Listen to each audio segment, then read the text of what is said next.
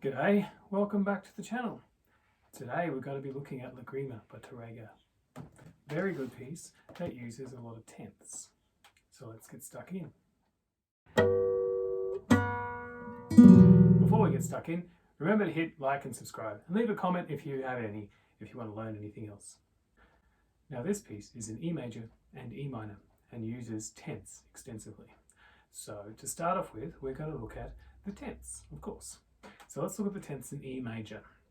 It pretty much goes all the way up the neck using tenths. So the lowest tenth we're going to use is D sharp and F sharp.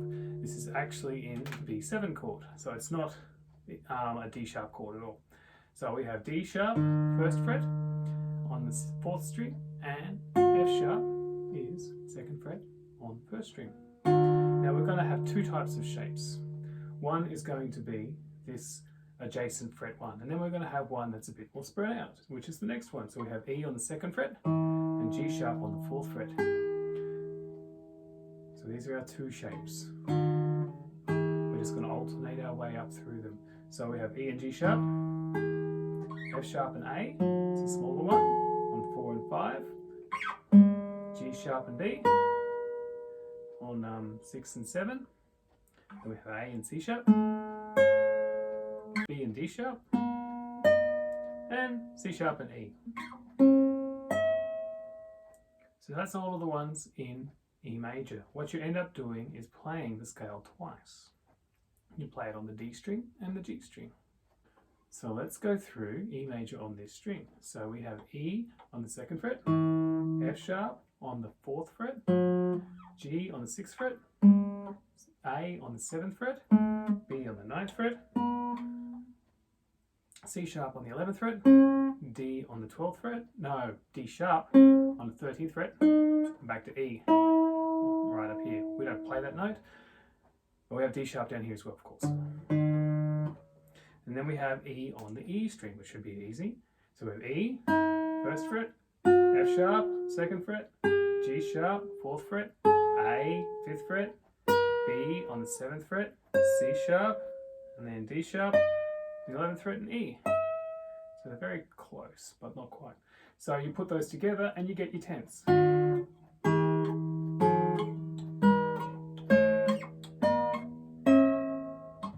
So that's the E major tenths. So let's get stuck into that first half. So what we're doing is we're going either up or down using tenths and a pedal. So the first part is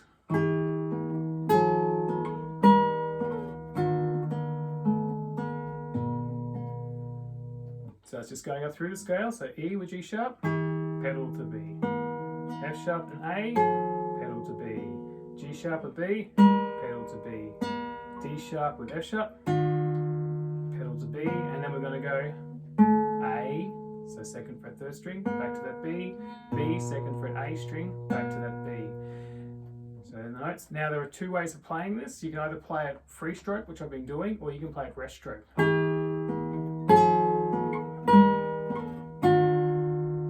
Bring out that top note a bit more. So that's that first part, you play that twice. Now for the high bit.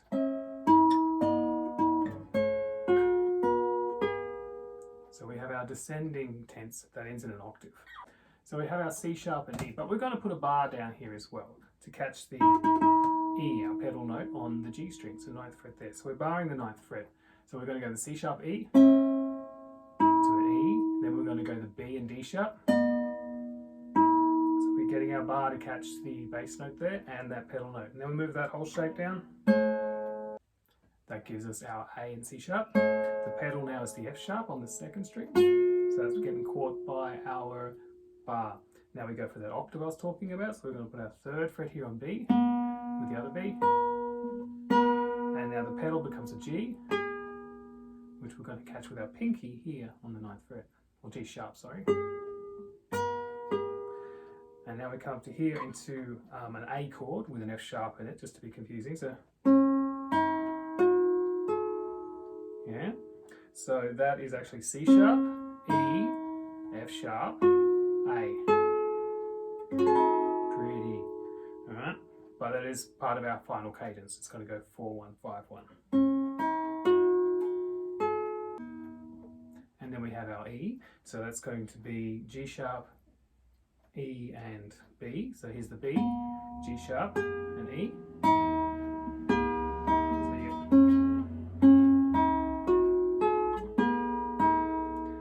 Now these last couple of chords have two ways of playing them.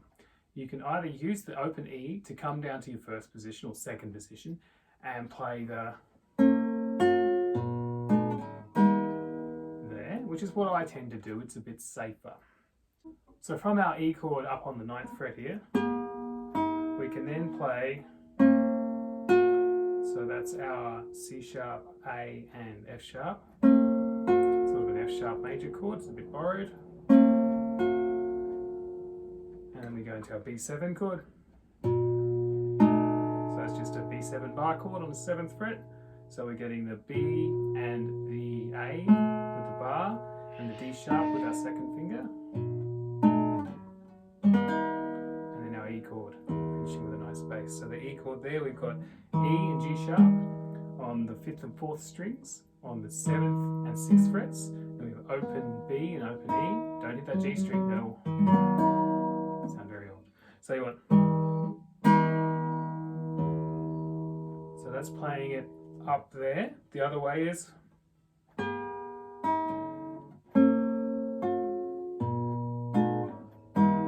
So the chords down here, if you move on the open E, you get C sharp and A sharp on the 3rd and 2nd strings, going to that F sharp. Now I've barred everything straight away because I know I'm going to go B to the A and D sharp, to the B's on the 5th string there with the bar. The A is also called by the bar, same as what happened up on the 7th fret. But now the D sharps with our pinky, and then we go into our standard E major chord.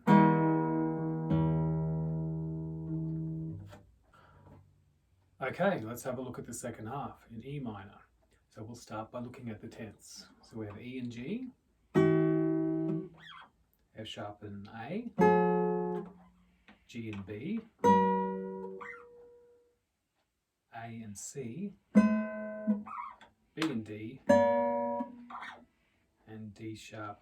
Wow, should be C and D. Sometimes you get C sharp because of the melodic minor. So they are the tenths. It doesn't go straight into tenths. It also has a section of thirds, but we'll get to that. So it starts off with just some chords. So we have an E minor chord that has a nice big melody on top. So you get an E minor with a G. That's just open E, open G, open B, and then a G on the 3rd fret. Coming up to C on the 8th fret, B on the 7th,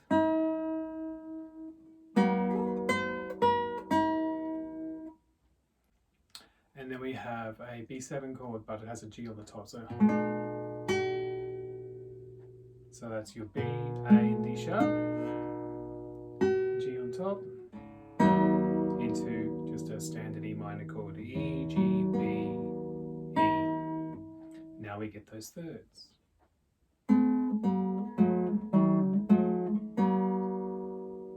Nice little run. So it's A with C on 2nd fret and 1st fret, 3rd and 2nd strings respectively. Open B and G, F sharp and A, so 4th fret and 2nd fret on the 4th and 3rd strings. Then E and G, 2nd fret and open. Then it goes back up. So nice and easy, really cute. And then we get a really high bit, which I always think of as the actual teardrops, that being what the Grima means. Now you can play this all open until you get to the B chord, but I like to just put the bar chord down straight away because then I don't have to flip into a bar chord. So you get that double octave to start off with, E to E. So you can either go with a little shift at the end to get into your B chord, or just start with a bar down.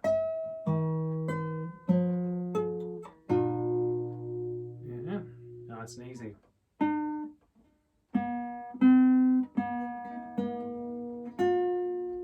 So B, C, B, B, F sharp. So that's your B, C, B on the 9th and 10th frets.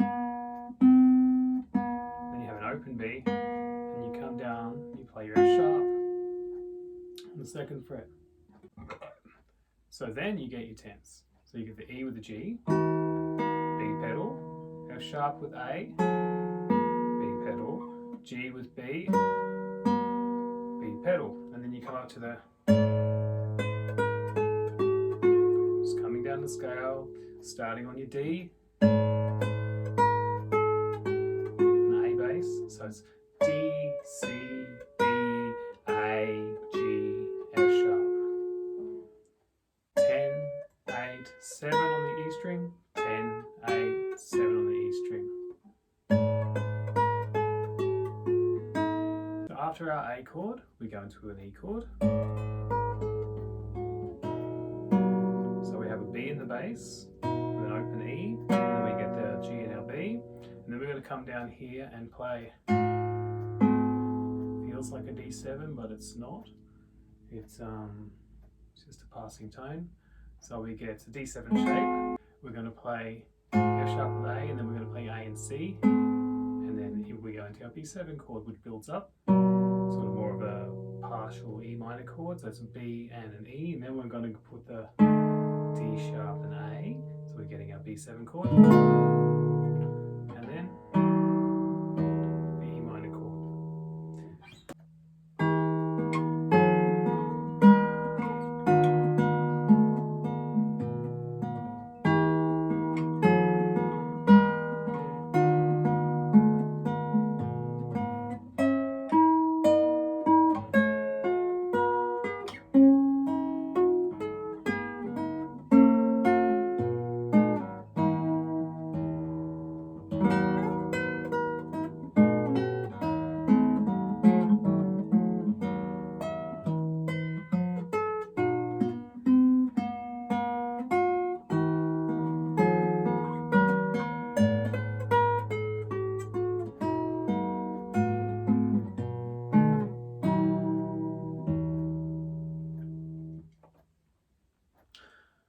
All right, thank you all for tuning in. It's been great to be with you. I love this piece.